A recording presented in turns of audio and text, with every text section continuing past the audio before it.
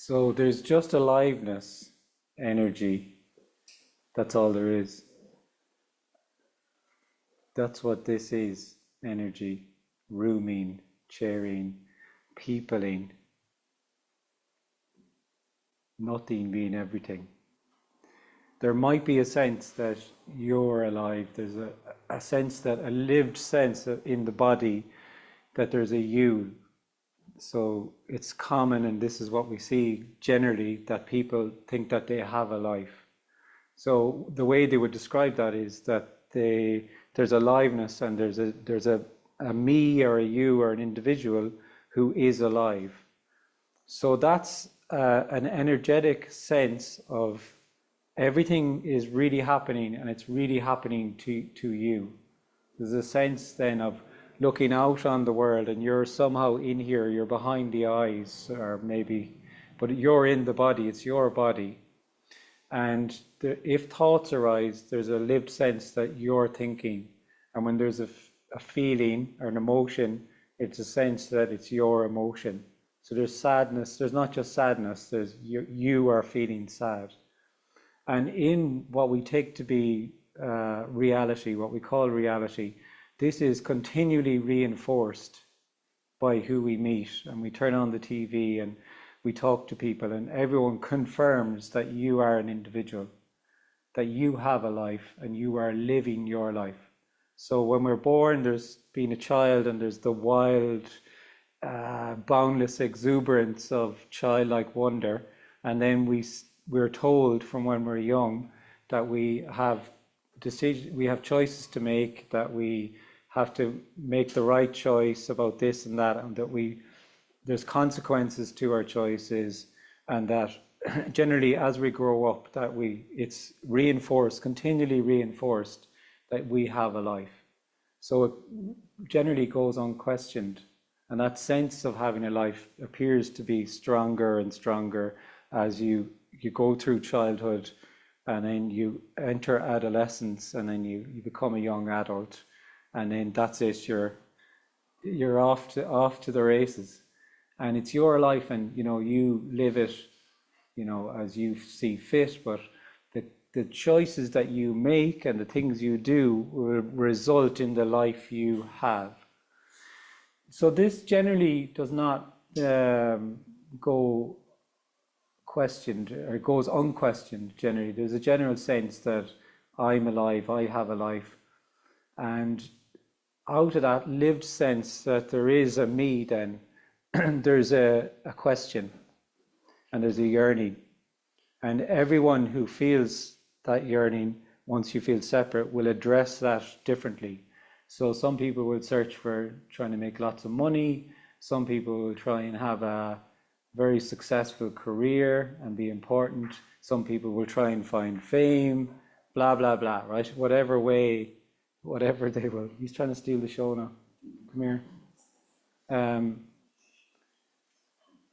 And what's being suggested here is that sense of yearning that you would have, that there's something to get, there's something to know, be it an experience or a state or material gain, or I don't know, it doesn't have to be material, lots of friendship, whatever it is that your idea of it is, that you're yearning for something, that will always, you'll feel like you arrive, and it will always just slip through your fingers like water, because the yearning cannot be satisfied actually by you getting somewhere or having an experience or finding something, because actually the yearning is to not be you, which is not what you would think of at all. The yearning is to not feel like there's the world out there and there's a me here that's in the world, moving my way through the world. The yearning is from this sense of separation that we appear to have. And this is what we'll be sharing and discussing all afternoon, is this lived sense of feeling like a separate you who has a life. And the simple, direct, uncompromising suggestion that already there is no separate you that has a life. Already there is just aliveness. Just aliveness, that's all there is. Sounds of the traffic, sitting on a chair, maybe a thought arises, whatever. There is no you there that's sitting on the chair. There is no you there that's having a thought. There's no you there that can hear the traffic. It's already the case. But it may be that there feels like there is. And I would hazard a guess that it does. But I already can't see any individuals in the room. There are already no individuals in the room. There's life, peopling, just aliveness, wholeness. And when you speak, or when you ask a question, you may feel that you're an individual, and the question may come from that. And that's an aspect of this sharing. So this is a sharing in open friendship. It's not from any authority, because there is no authority, and it's not about knowing or understanding, but it's the illumination of another possibility. And the possibility is so ordinary and direct and simple that it's unknowable. It can't be known or attained, but it can be seen, but not by you. So the way this whole afternoon appears to go is that there are questions about what I'm talking about, because of course if there is a lived sense of you having a life, that you're sitting on the chair, that you came to this meeting, there will naturally be questions about that then. And the questions just arise, and there appears to be an answer here, but it's not really about the question or the answer at all in any way. Because what this is about is a resonance, an energetic, a lived sense of feeling separate. And the other possibility can resonate. It can just resonate. And if it does, it can be the case that lived sense of being the one who's listening here just isn't there anymore. The lived sense of feeling like you're sitting on the chair isn't there anymore, because it can be seen that there's no you, and there never has been. That you are just a story. So, with regard to the questions, you simply cannot ask the wrong question, or a silly question, or it's impossible, because it's not about the question or the answer. So when energetically there's a sense of, we can talk about any aspect of this, the lived sense that there is time, space, causality, choice, all of this stuff, any aspect of it can come up, but it's not about you knowing or understanding any of that.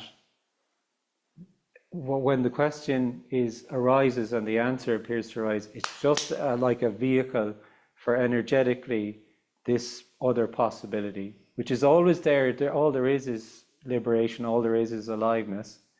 But when we share like this, it can be more obvious that this isn't a room in Brussels on Saturday the 27th of July. Only in appearance it is. Actually, this is boundless unconditional love. This is wholeness already. This is aliveness appearing as walls, appearing as people, and appearing as that body that you might identify and think of as you. But that sense of, that lived sense of feeling like a you may not be there. And it would be obvious then that it actually was never really there. There never was a real you, ever. There was always just energy, what was appearing to happen, which is unknowable and indescribable, completely unknowable and indescribable, and inescapable. Just aliveness.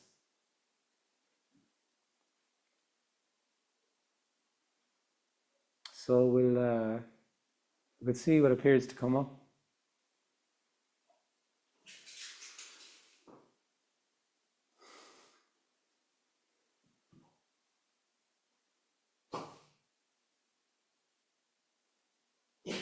Dogs aren't impressed, the introduction. Obviously there's just this.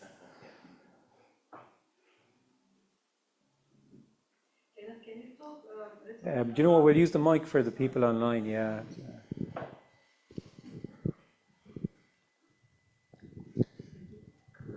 Could you talk about? It works, but it's just for Yeah. About the sense that I'm real gives rise to the sense that everything is real. Yeah. So when you feel like an individual, you're living in the real. So you're living in the sense that there is time, there is space, and things are happening in a. When I talk about causality, it's the same as talking about time and space, really, because you could say time and space and causality are all the same phenomena, if you want to describe it like that, but kind of seen from a different angle or whatever. So there's a lived sense that, I wake up in the morning, I get dressed, I brush my teeth, I have breakfast, and there's a really lived energetic sense that I'm doing all of these things. There's thoughts about, well, what will I have for breakfast? So those thoughts will feel like I'm thinking the thoughts, and a feeling of, an emotion, that's my emotion, and so on. And so that's you're living in the real, in a causal, linear reality, right? So one thing happens, another thing happens, another thing happens. And there's a lived sense then of there being a future that you're moving into, a thing called the present, that we can't really know. We play this game, there's a thing called the present. Well, when does it start? And when does it finish? And when does the present become the future? When does the present become the past? But this is the lived sense of the real. There's a thing called the present, and there's the past. And it's my past. And because I can remember what happened when I was 10 years old and what I did last week and everything, it really feels like this thing behind me. So everyone then will have a different kind of flavor of that, or will experientially kind of describe that differently. But there's this shared kind of agreed upon reality that this is life. You have a life. I have a life. You have a life. We interact. We relate to one another. We're born. We live our lives, and we die. Right. So all this stuff happens in between, and I would describe that as like a subject-object reality, because subject-objects can sound complicated, or maybe it doesn't, but it's very, very simple. Subject is there's a me, and everything is an object then to me then, when I feel like a me. Everything. You're an object. You spoke over there. The chair is the sound of the traffic, a thought that I'm having. So then there's that's living in the real. Everything is real and linear and happening in time. And it's an appearance, actually. It appears to be real. It feels real to you.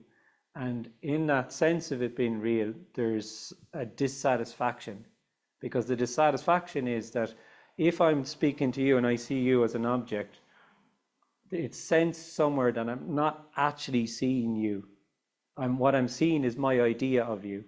And when we meet people, we think we meet people. Oh, I meet John and Anne and this person. I know John and I know Anne. You don't actually. What you're meeting is your idea of John and Anne and all these people. And it's the same even with, say, looking at a tree. When there's a sense of there's the tree or a sunset, and there's me. I'm looking at the tree and I'm looking at the sunset. It's you've objectified. Everything is objectivized. The reason it's objectivized, it's an object to you, the subject. So that what I've just described there is a dualistic dream, a sense of duality, a lived sense of duality. And you are the duality. It's you and life. And that appears as it appears. Like some people feel they're living their life and they're having a good time and they think they're happy. And other people feel miserable. So there could be any kind of could be all sorts of on any kind of a spectrum on that. But what's being suggested is when there is that lived sense of separation and you feel you're living in the real, there's underneath all of that, whether you're happy or sad or whatever you are, there's a question and there's a dissatisfaction, a sense of dissatisfaction with it's sense that I'm not really seeing things as they actually are, because I'm seeing things and there are no things actually. There are no things. There appears to be things, separate objects and things. It appears that way. But actually all there is energy, peopling, trafficking, sharing. All there is aliveness. So once you feel separate, once you feel that you have a life, there's nobody that isn't yearning and searching when they feel like an individual. It's just how they do it. Everyone is doing it differently. And then this afternoon is the possibility that what actually is being yearned for, what's being searched for, is this. It's this. And when I say this, I mean it's what's appearing to happen. So the suggestion is, what you've always yearned for, always, you think it's when I get the money, when I get the career, when I get the job, when I get the house, when I get the girlfriend, when I get the boyfriend, blah, blah, blah. You think it's something experiential or whatever. And actually, all the time, what's been yearned for always had never gone anywhere. And it's simply been what's appearing to happen. The reason you continually don't see that is your sense of separation, which rejects what's appearing to happen in favor of your idea of what could happen or might happen. And there is that energetic sense of moving forward to, it's around the next corner, it's whatever. So the scene that this is it doesn't, logically, as an individual, if you feel that something's missing, the logical thing is that there's something I can find to address that thing that's missing. So you think it's a state, you think it's an experience, you think it's getting somewhere, having something. That makes total sense. But actually what you're yearning for is a loss. And the loss is of the sense, the lived sense of feeling like a you, a separate you. And then there's nothing. So instead of living in the real and seeing something and only seeing objects and things, the realness collapses out of everything. And it's not real. Everything is empty because everything is empty, because everything is nothing and nothing is everything. So everything is, instead of meeting your friend or meeting this person or object, there's just life friending or life fathering or mothering or whatever. And all it is just full on aliveness then for nobody. And that's what we would call liberation. And that's what all of this, the scriptures and everything, really this is what they're all pointing at. But then they all are overlaid with prescription and dogma, speaking to you about how you can do something to find it. So most of these communications then are just dualistic, as they only feed your sense of separation. Whereas this communication this afternoon, if there could be a readiness to this, or there may not be, there may be a sense that this is nonsense. I don't like that. I don't like what's being said or whatever, and that's okay. That's not right or wrong. That's just what's appearing to happen. But there can also be a readiness, and this could resonate, and it can just be obvious that actually there's just this. There's just what's happening. So then, instead of everything being real and you living in the real, it's everything is nothing, and nothing is everything. But nothing or no thing can't be seen when you feel like something, because all you will see is something else. So that's the empty fullness that you hear referred to in Buddhist texts and all of that.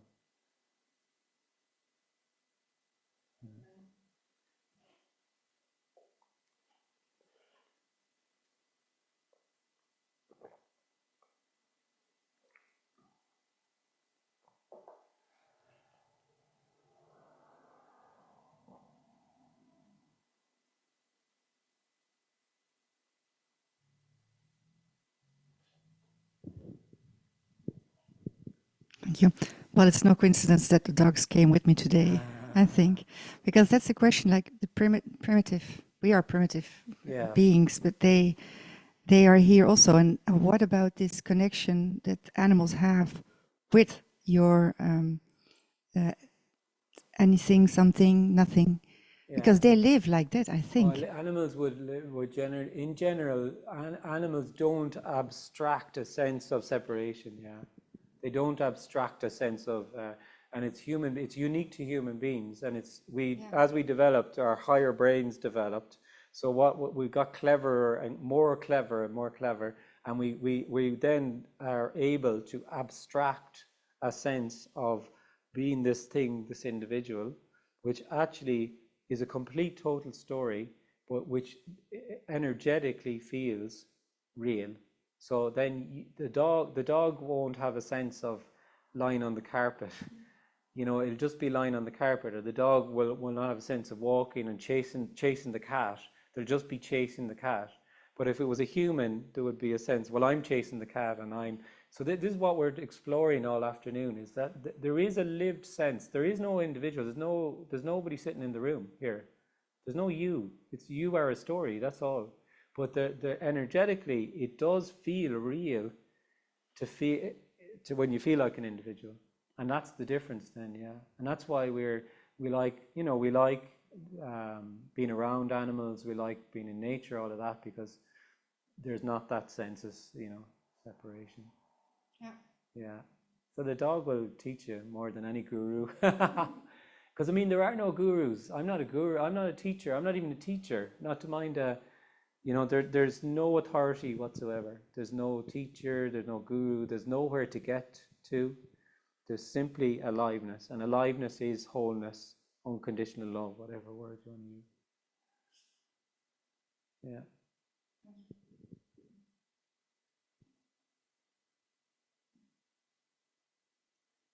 Yeah, the dogs are asleep already. They're like, yeah, we know all this stuff. Yeah, they're elderly. Boring. This is so obvious, for God's sake, guys. Seriously. Do you not know there's just barking?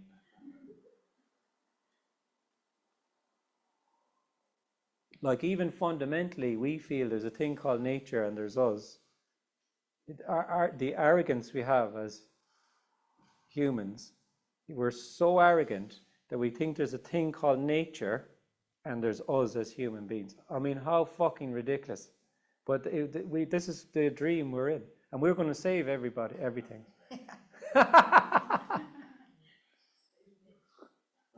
Yeah. We're going to save the planet. It's nice of us, isn't it? Yeah, but you see, another possibility, another way to see it is there's no us and nature. There's no thing called nature and a thing called us. So all there is aliveness, right? And aliveness peoples, just peoples, that's all it is. And all of this destruction that seems to be happening is aliveness as that, and will just simply play out like it plays out. And the planet isn't one bit worried about us in any way, shape, or form, because what we are is we're in a loop of our own knowing and our own sense of importance, and we overlay a sense of meaning onto everything in this from this dualistic sense of separation. And then there is that then is a real narrative then that, oh, we've destroyed the planet, we are destroying the planet, we need to save the planet. But all of that whole narrative is about me, me, me, me, me, me, me, me. And it's all about reinforcing our own importance, that we're important and we can save the planet and blah, blah, blah. It's all a narrative. Like this whole afternoon's about loss. Because as an individual, you build up a sense of, or you live in a sense of knowing about how the world is and how you are. And you have all these ideologies and beliefs and paradigms and blah, blah, blah. And all of that is from the lived sense that you are you. When that lived sense isn't there anymore, it's what's immediately obvious is this is unknowable. It only appears to be known, or there appears to be patterns or whatever, but it's actually so immediate, like energy is so immediately just what's appearing, and it is and it isn't, that any knowing of it is an abstraction. It needs to be, there's aliveness, and then there's me that's alive, and then in that I can abstract a sense of knowing.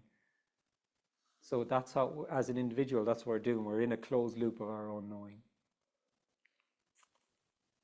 And today, this afternoon, there will be energetically a sense to want to know what I'm talking about, and that's totally fine. And then the questions can come of what about this, and anyone can ask whatever, it doesn't matter. But there can also be an openness or a readiness to see that actually it's not about an answer to the question, and actually what I've been yearning for is just unknowable, immediate aliveness, appearing as a positive thought, but also appearing as a negative thought, appearing as a positive feeling, an emotion, and also appearing as a negative emotion. So then everything, this is free fall, then there's full on aliveness then. That's and that's all there ever is. And that's actually what's yearned for. But the individual then, the sense of being an individual wants their version of full on aliveness, where they can know that and stay safe. So energetically there's a sense of trying to, all the individual is just this energetic sense of trying to keep itself maintained safe from a world it feels is outside it.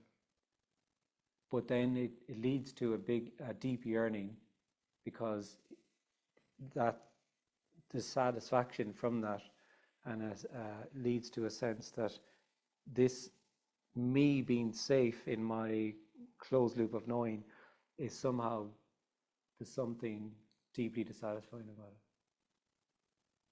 So actually, paradoxically, what we're looking for is our absence then, which most people would never think of. They feel that there's something to get, I'm looking for something and whatever.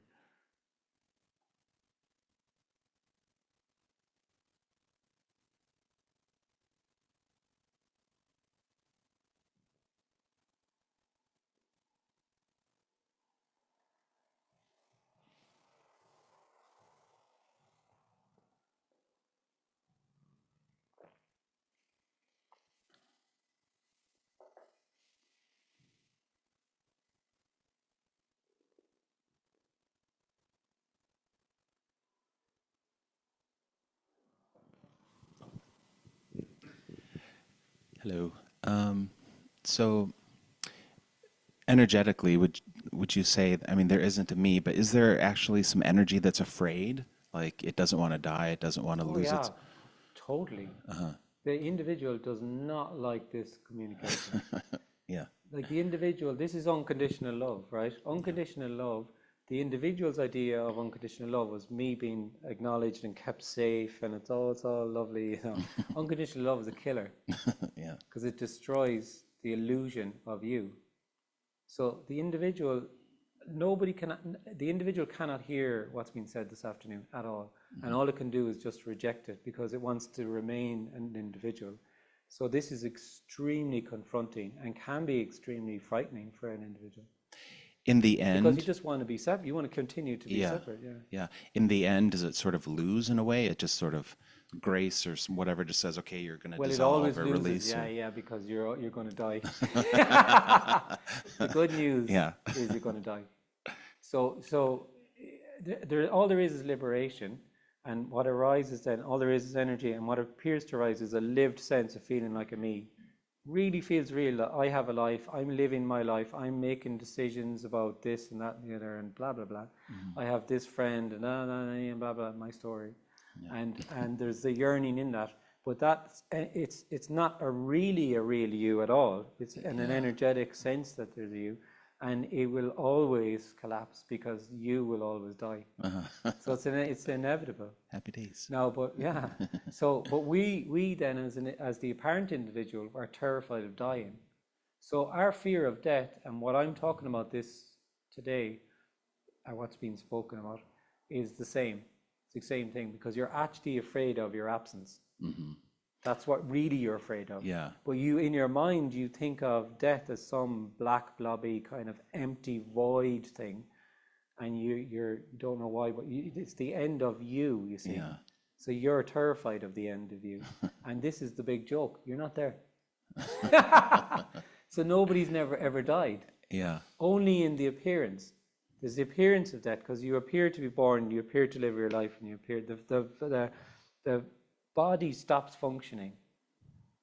Yeah, and that's, and on this, when the body stops functioning, it's clear to nobody that you were always a story. There was no, and all there is energy anyway.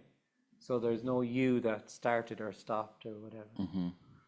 I think it's the notion of like experience stopping for an individual, because I've heard other speakers say like there's like an ego death, and then there's no more experiencing. There's no more duality of I'm experiencing this, and I try to imagine what that must be like.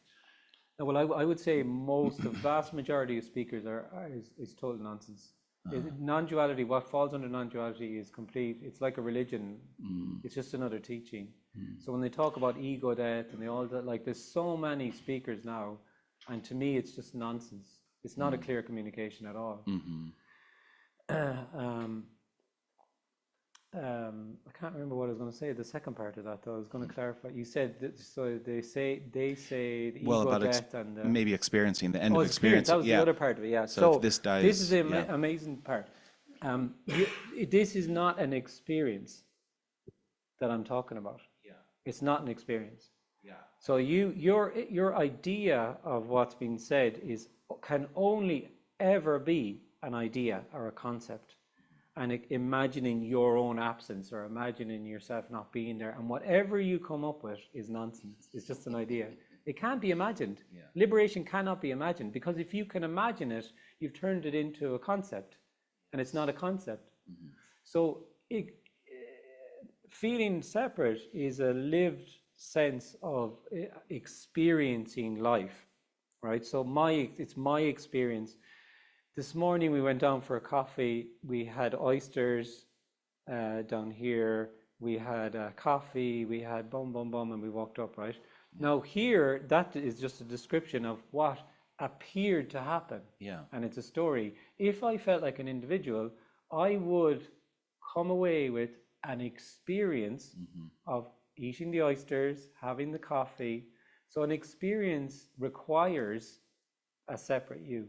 There has to be an experiencer. So this is what the reality that we feel we live in is, you have your experience, I have my experience, and that's your lived experience, my lived experience. And we feel those realities are actually real. Yeah. Whereas actually what you're describing is just a story. It's just a story.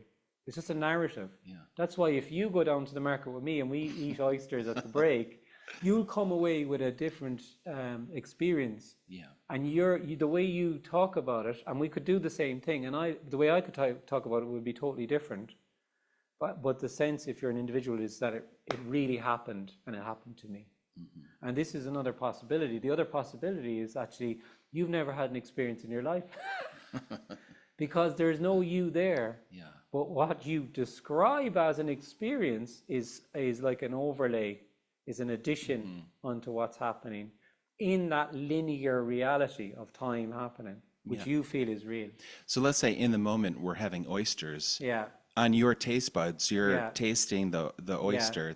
In that sense, it's like an experience of tasting oysters. No, you would have to then think there's a me there. So there's oysters. So can someone break out the oysters now? Because we need to make this example. Someone just run down and get some oysters here. So the oysters, so they're sipping on an oyster and sucking that bad boy down, right? And there's a sense that you're doing it, essentially. Yeah. Whereas if you don't feel like an individual, they're just sucking down the oyster. It's same as they're just sitting on a chair. Okay. I can't describe it, you see, because it's indescribable. Because the individual then will try and imagine, of course they will, what it would be like for it not to be me. And all they can ever come up with is more me. So it's like a system. If it's not a system, but if you were to imagine a system that you're in this system, or you appear to be in this system, you're trying to use this system to imagine a completely different system. All you'll ever come up with is more of this system. Do you know what I mean? Yeah. And that's kind of how it is. Yeah. So it's not you can't imagine your absence. It's impossible. And that's why what we're talking about is unknowable. And the incredible joke about the whole thing is you're not there. You're not smiling right now. You're not holding that microphone. You're not laughing. There's no you in there, but laughing is happening, holding the microphone is happening, aliveness is bodying like that. And actually what you are, I'm not speaking to anybody, there's nobody in there, you are unconditional love. That's what you are, because all there is unconditional love, because all there is energy. Energy is nothing and everything, and it's completely beyond understanding and knowing. Can't be, you can't, it's how, if it's understandable, it's a concept and you can have it. So you'll never, nobody, you won't get what we're talking about this afternoon. You won't understand it. You won't grasp it in any way, shape, or form, and it's inescapable. It cannot be escaped from. Because if you say, okay, I think I've got it now, the dogs, I'm with the dogs, it's kind of, I'm going checking out, and you stood up and you went down to the market and you got the last of the oysters, and you said, no, I don't want to listen to this anymore, the non-duality meeting. So what's down there? Aliveness, because all there is aliveness, oystering. It's inescapable. It's completely inescapable. What you've always yearned for your whole entire life has never gone anywhere, because it's just what's appearing to happen. But you felt lost looking for it, and you felt it was around that corner and blah blah blah blah. It's too simple. Like what we're talking about is it's actually too simple and ordinary. That's the problem. You, as an individual, live in complex, difficult, hard to get to. That's what you want. Because then you can gladly never arrive, you see. Because you can just keep trying to get there, working on myself. Oh, my therapist says I need to love my mother more and forgive her. And my therapist says I'm not ready to give up therapy yet. So, he said I'm making a lot of progress after 10 years now, and we're really getting through stuff. And, I really do feel blah, blah, blah, bullshit. It's just what's appearing to happen. But we'll all, like, I know I'm making fun there or whatever, but I'm not really making fun of anybody, because everyone, once there's a sense of separation, there's a yearning, and people will try and address it in whatever way they can, and it doesn't matter. They could go to India, to an ashram, and that's just aliveness. They could go to a therapist, but it's all just, energetically they feel that this is going to get them somewhere. And for a while it might feel like it is getting them somewhere, but all it is just aliveness. Nobody's ever taken a wrong turn or gone down a wrong road. Thank you. I think one issue, this right now is very nice. It's very pleasant. Sometimes there's suffering, and then that feels like, okay, there's a me trying to be with suffering. Give me a while. It's only early. Don't worry. I'll start turning the screw and make a scream. No, go on ahead. I'm just joking. No, I'm just like, this is pleasant, but suffering sometimes comes, and then it's. Yeah, so the difficulty is you feel it's your suffering, right? Yeah. So when you feel like an individual, what I would describe it as is, when you feel separate, you're pulling in comfort and pleasure, and you're pushing away discomfort. So there's a sense then that I'm suffering. So there's a sense that, I had a great day yesterday. I was with my friend, spent time together. We just had such a nice time, conversation, blah, blah. And today, I just don't want to get out of bed. I feel terrible, and this feeling comes on me, and I think about stuff that happened in the past that's really painful, and that happened to me, or that I did to other people, or whatever it is, and my brain starts going, and all these emotions and blah blah blah, or maybe it's someone you get the phone rings and you just hear that someone in your family died. They're dead, like they just dropped dead. So this happens. Explosive things appear to happen. Pain. The apparent issue is you feel that you're alive. So you feel it's your pain, and you're pushing it away in an effort to comfort yourself for your sense of separation. So it's a continual rejecting of what's appearing to happen in favor of what could happen, and cherry picking the nice parts. I like this bit. I'm going to tweak. You're kind of tweaking what's happening all the time. The individual, kind of, it's okay, it's all right, but we could make it a little bit better. And you do that in your sense of knowing and whatever. And actually, the massive surprise is pain is it. Confusion is it. Feeling uncomfortable is it. Anxiety is it. Everything that you name that's negative is just wholeness, energy, aliveness, and is actually unconditional love as that. And that's a huge shock to someone as an individual is in a dualistic dream in which there's the good stuff and the bad stuff. The bad stuff isn't it, and the good stuff is it. So therefore, ergo, you have a half-alive thing called an individual. Because I don't want this half and I want this half. And that's what people are doing then. And actually, non-duality, think about the term non-duality, not two, you know. So there's not aliveness and you with your aliveness. So when that sense of you being alive isn't there anymore, all there is then is energy appearing as a play of opposites, which is good and bad and pain and pleasure and all of that. And then it doesn't matter anymore, actually. It doesn't actually matter anymore. If it's pain, then pain is just full on aliveness. And that energetic sense of trying to push the pain away, understand the pain, get to the bottom of the pain with the therapist as, this triggered my thing because of blah, blah, blah, whatever it is, that all just collapses and then it's just pain. And there's pain till there isn't. That's what it is. That's what is the suffering, the sense of a you who suffers. That's what it is. This is the dream, the dualistic dream. Thank you.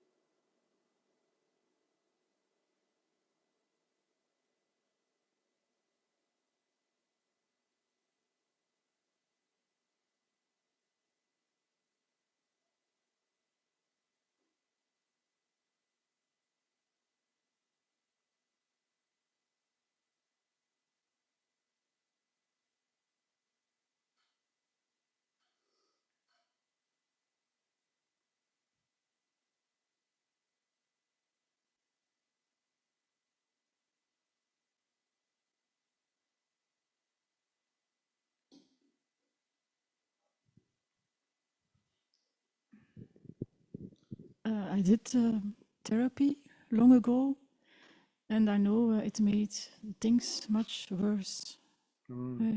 Yeah. So now I understand it, but then at the time I felt it made things worse, but yeah. Yeah, I mean, this isn't anti anything actually here. So actually, if there was therapy, it was just another thing that appears to happen. Actually, it has no significance at all. But it would, in the story, it would have great significance. And people, because they feel they have a life, and they feel they're working on themselves, then therapy is good for them or necessary for them to help them grow, and so on, blah, blah, blah. So that would feel like a lived reality. Whereas here, it's just a sense of, okay, you like cycling a bike, and then you go to therapy, whatever. It's just what's going to happen, But there's a sense as an individual, though, that because there's a sense of, there's little you and there's a world out there, there's a sense of an authority that knows, and experts and all of this, and it feels completely real. And it feels also that you're being minded by this authority in a way, and it's necessary. And interestingly, when you don't feel like an individual, when that sense of separation isn't there, that all collapses, completely collapses. There's clearly no authority anywhere. It's all a story. So that whole sense that there's some authority that can kind of help me how to live it's all about living your life. It's just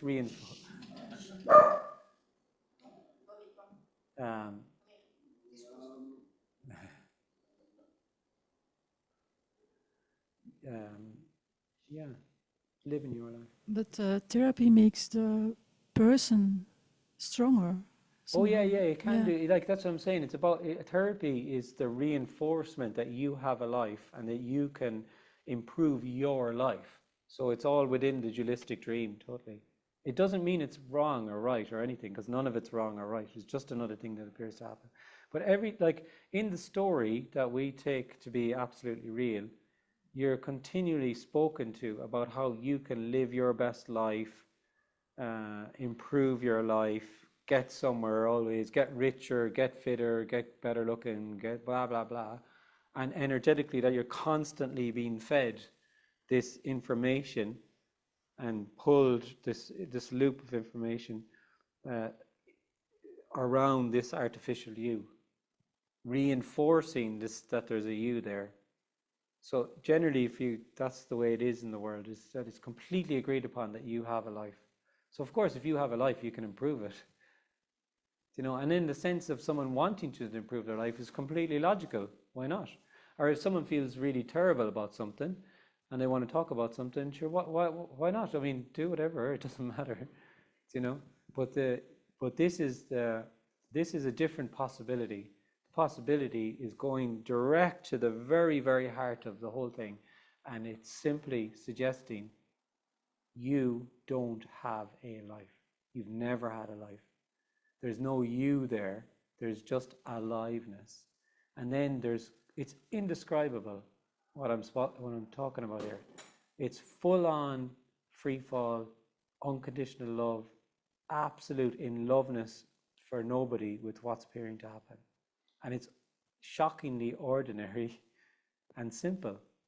But for the individual, there's a dualistic dream because they feel separate. So there's a thing called ordinary and there's a thing called extraordinary. So the ordinary, like what's been yearned for and what's been spoken of, it's just ordinary. It's just kind of, oh yeah, whatever. It's kind of boring to the individual who rejects it in favor of something,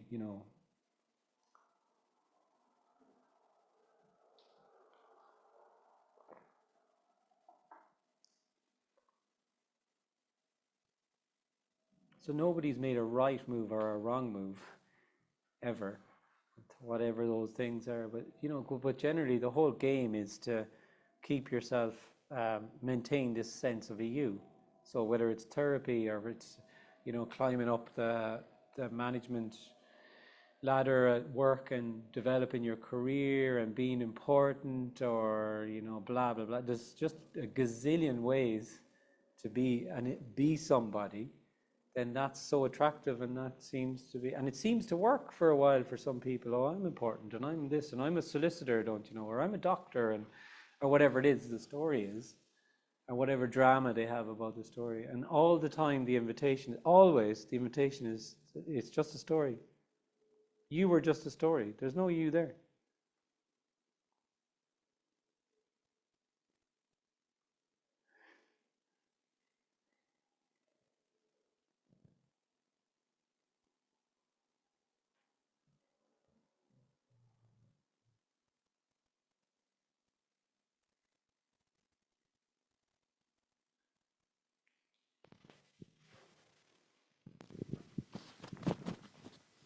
So I have a question. We think and we are convinced that we need to rely on other people to be happy. Either in a friendship or a love relationship. Yeah. Why do we do that? Why do we live and we think we need to rely on someone to be happy? Yeah, that would be particular to the individual. Then there would be some individuals would feel that they get their happiness from the other. Other actually games of feeling like an individual, they don't do that game actually so much. And then some people will appear to do it and other people will not. So every sense of being an individual is unique for everybody. So what will feed someone's sense of, or comfort somebody or whatever for feeling separate, will not comfort the next person, and they won't have any interest in it. But that's directly out of a sense that there is a you and there's somebody else. And so it's a game, because actually there's no relationship. There only appears to be relationship. There's just what's going to happen. But if I feel like an individual, then I have a life and I meet a separate individual and then I have a relationship. We are relating and it feels real then. We have a thing called a relationship.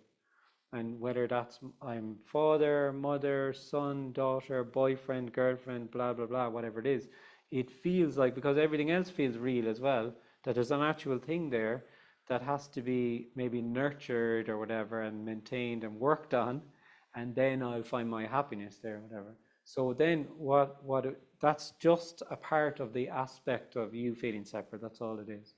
And so some people then, when they feel they have the relationship, then they're actually, once they pursue it and once they get it, there becomes a fear of losing it. Because once you have someone, it's all fine in the chase, you know, there's all that dance happening. But then if you actually get them and you call each other husband and wife or boyfriend and girlfriend, whatever you're calling yourselves, then there's a sense that I could lose this person. So you have all this neurosis around that then, and then that can be feeling happy, feeling unhappy, blah, blah, blah, and this narrative about the relationship. And all the while, there's no relationship. There's just energy, aliveness, a fathering, boyfriending, girlfriending, whatever. There actually is no other. There's no other. So when the sense of there being a you isn't there, what's immediately obvious, there's nobody else. There's aliveness as whatever, that's all there is, but there's no a separate individual there. So really it's the neurosis of the sense, the dream of separation, and then there's a real solid thing called a relationship, and there isn't. Life fathers and mothers and does whatever. And it's amazing because there's then, when there's no sense of you, there's no sense of having to maintain something or hold on to something. It just plays out like it plays out then. And it's very obvious you were never required in the whole thing. Fathering, mothering, partnering. It just plays out like it does. And you actually see, people are seen as they actually are, which is just aliveness. Go on. Do you think we need to have relationships to be happy? Your sense of being happy is particular to you. Yeah. So what you need to be happy will be in your idea of being happy, and that will be different. If we were to go around the room, we would have very varying ideas of what it is to be happy. But the sense of you being happy is out of the dualistic dream that you have a life. So once you have a life, there's a striving to be happy with your life, and that's all that is the dualistic dream of pulling in the positive and pushing away the negative. So you don't want to be unhappy, you want to be comfortable, you don't want to be uncomfortable, and so on. And that's like happiness is just a story within that. This isn't about happiness, really. No, happiness, I mean like unfulfilledness. Yeah. You know, like you feel like you have everything, but but actually once you don't. feel like you have a life, there'll be a sense of not being fulfilled. Because and no matter what if the relationship works out brilliantly, your partner is great, your money is good, your career, you find a job you really like, everything's going great, there'd still be a question.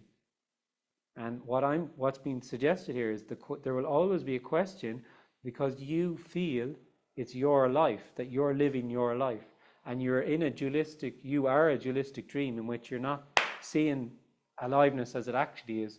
You're seeing objects and things, my boyfriend, my this, my girlfriend, my blah blah blah, and that's the dissatisfaction that's at the root of it. So no matter, everyone will have a unique idea about what will make them happy or what it is they're looking for. You know, it's like in America, it's life, liberty, and the pursuit of happiness. So the whole, knitted into the whole thing is that it can't just be this.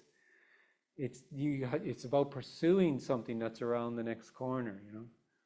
And so that's what leads to that sense of never arriving. You think you arrive, and then it slips through your fingers again. You think it's having this relationship, and then you get it and you go, oh yeah, it's nice. I don't even want another relationship. This is actually really good, but maybe that's not what I was looking for. And then you look somewhere else and blah, blah. And that's why people, as an individual, that's what you're doing. You're continually kind of, oh, well, what's this or what's that? The suggestion then here is actually what's really being looked for is not an experience or you getting something or a state or any of that. What's actually being looked for is just aliveness. And it's aliveness without a sense of you. So it's not a gain, it's actually a loss. It's an apparent loss because you're already not there.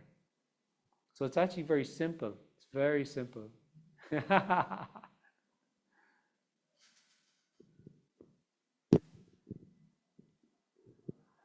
So it's not that you find anything, it's that it's the end of the search, the energy of seeking. Yeah. You naturally, logically, as an individual, you feel that there's something to get. So you think you will find something.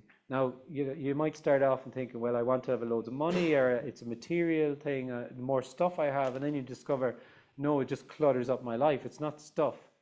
It's experience, or it's, and then you might go down the spiritual path and think it's cultivating the spirit, blah, blah, blah. It's all the same stuff. All the seeking, all the same seeking energy. Yeah. Not this, but the other, but other. Something other. Yeah. And it's all the time, it's just simply, it's not a thing that you're looking for, and it's not an answer, it's not an experience, it's actually, it's simply already whatever's appearing to happen. So it's already that, but on top of it, we as a separate, imagined or whatever felt sense, it's a layer that says, I want. And that I want suggests something other. Yeah. Or somewhere else, or some time. Yeah, because you feel like an individual, and you, in that subject-object world, you think something is missing. So logically, there's something to get. There is something to get, because something feels like it's missing. So then you will strive to whatever that something is. And then actually, the big paradox is actually we're never looking for something. What was always yearned for was to be nothing. So it's a loss of the sense of you. And the big joke then is that you're not there. The sense of missing is it too then? I mean, the sense of something is missing. Yeah. Is it too? Yeah. Of course, it's inescapable, because all there is aliveness. And if that's a yearning, then it is already the yearning. Yeah. But the individual would feel it's the end of the yearning. Yeah. It's the resolution of the yearning, and then I'll be there. Yeah, this is a big trick, a big So it's joke. A continual sense of then I'll be there, then I'll be there. When I get the bigger house, then I'll be there. When I get the job, then I'll be there. When I get this partnership, then I'll be there. When I have blah blah blah, then I'll be there, then I'll be there. And then even there can be experientially a sense of arriving, but it's temporal and it's fleeting. And next thing there's another place to get to. And all the time, there's a suggestion. Hello, it's just aliveness. It's just this. Nowhere to get to. No one to get there. There's no one to get there. There's just whatever's appearing to happen.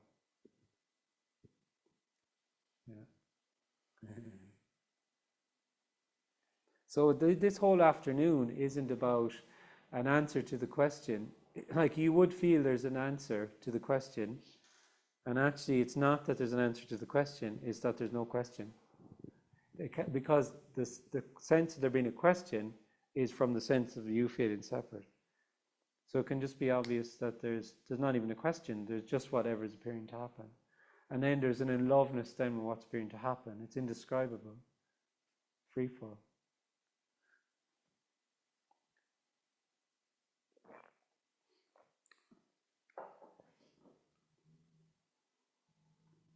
Hi, Linda. Hi, can I ask a question? Yeah.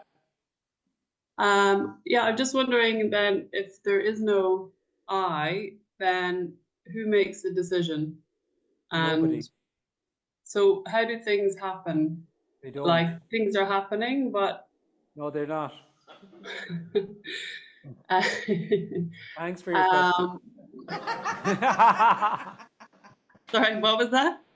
Thanks for your question. Okay. I'm joking around. Keep going, yeah.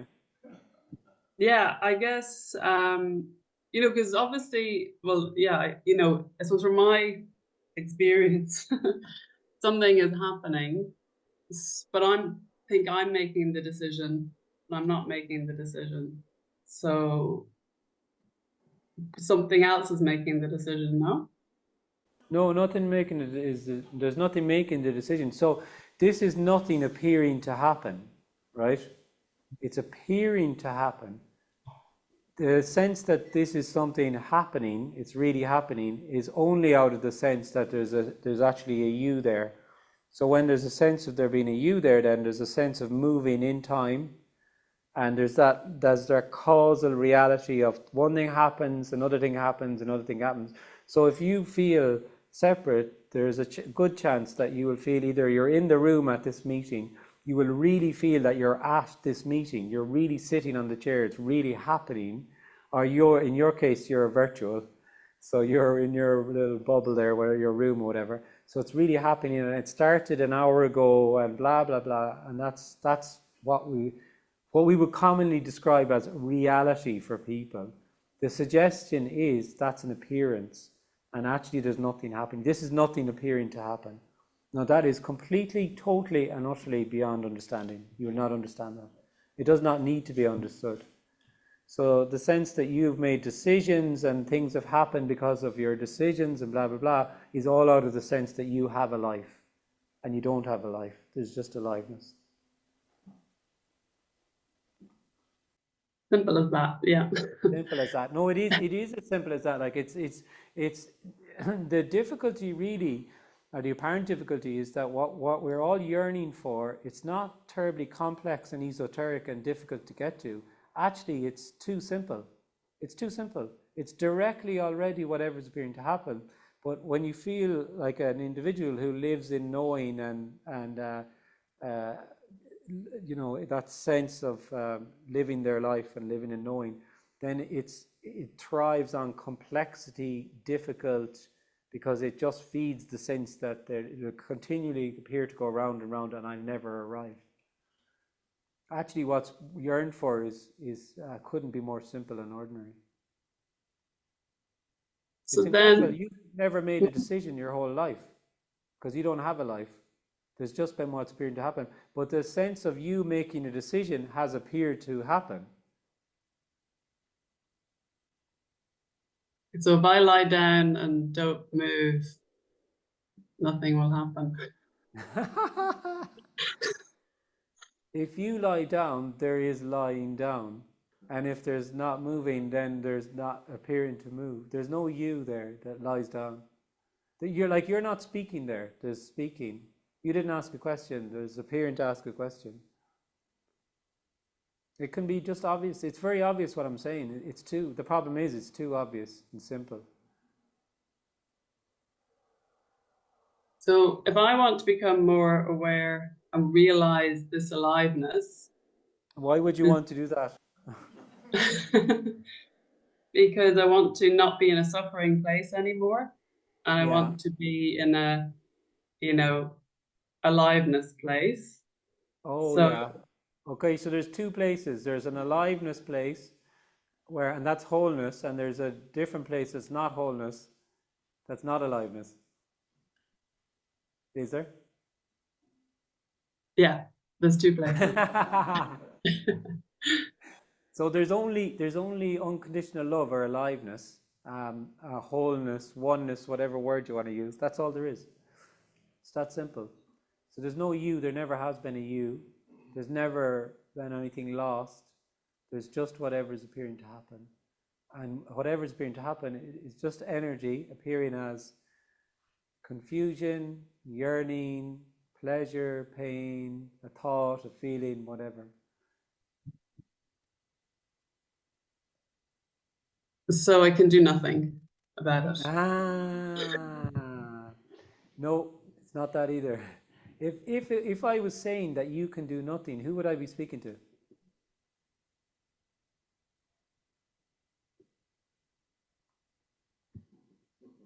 Well, I suppose you're talking to the person, the person. I'm not speaking to, there is no individual. There's just aliveness. Aliveness, Linda's, that's all it is. So the suggestion is actually very simple and direct, and it's not actually. Now what you just said there is a very common thing to say, by the way, because it's normally, that's actually what's heard most of the time. So you're saying there's nothing I can do, very, very commonly heard like that, and actually that's not what's being said. What's being said is there is no you to do or not do. They're two very different things. Yeah, so I can understand then, I suppose, conceptually there is no me. Yeah.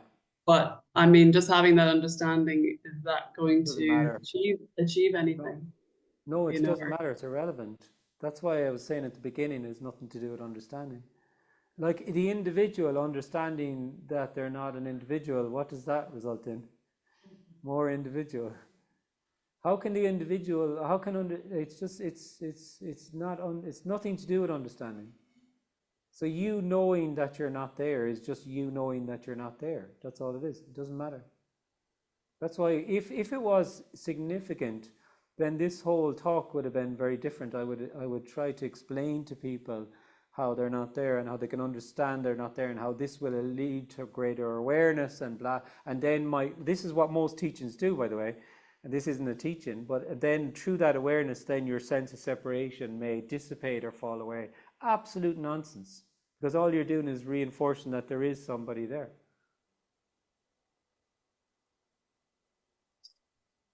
I think I feel like I'll just go and lie down now. You have a lie down, have a gin and tonic if you want. It's somewhere 5 o'clock in the world. Yeah, it's somewhere at 5 o'clock. It's happy hour somewhere, you know. Actually, it's 5 o'clock where I am, so yeah. Oh, there you go. What a beautifully serendipitous thing. Yeah. So I mean, no. So it's inescapable. So if you go and have a lie down, having a lie down is what's appearing to happen. There's no you that's having a lie down. There's no you. If you in your case, you're a virtual person. So if you shut down the computer and feel, well, I think of whatever, that would just be aliveness. It's inescapable what's been spoken about here. All there is unconditional love already. It's totally and utterly inescapable. But what appears to happen then is a sense that there's a you there, energetically, that appears to be there, and it's like a tension in the body, a contracted energetic sense of feeling in the body. That's a lived sense then of feeling like there's a you, and then that's there until it isn't. But it could collapse, apparently. So I just wait.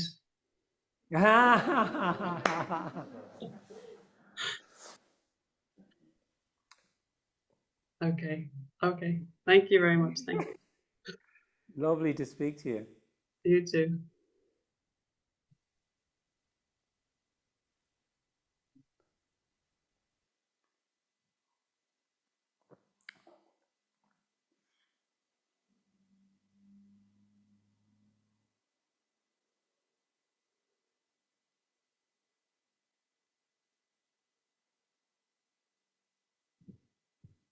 Will we? What are we doing break-wise? We never thought. Will we do 2 smaller breaks, or is it best to?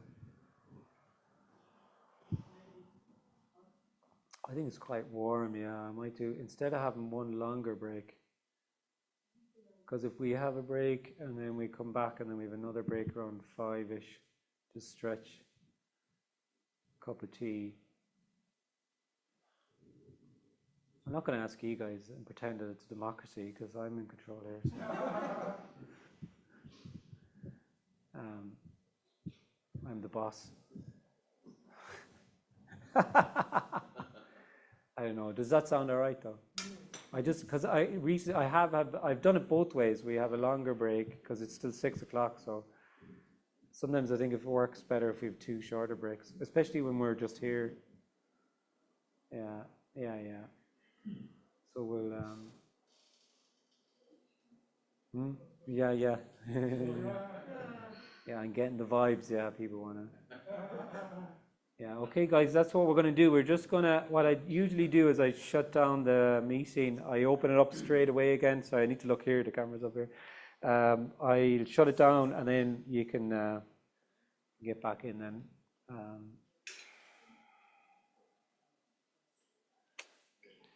Yeah.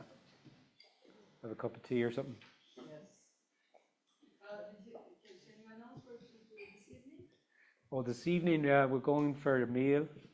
And so anyone, I think a lot of you answered me by email, so you were happy to go. But if we just have a show of hands now, we can kind of... Is it oysters? No, they're all mine. They're all from me. Because we have booked for 12, so we'll have to adapt if anyone just changes his mind. So I'm going anyway. I had said yes. Yeah.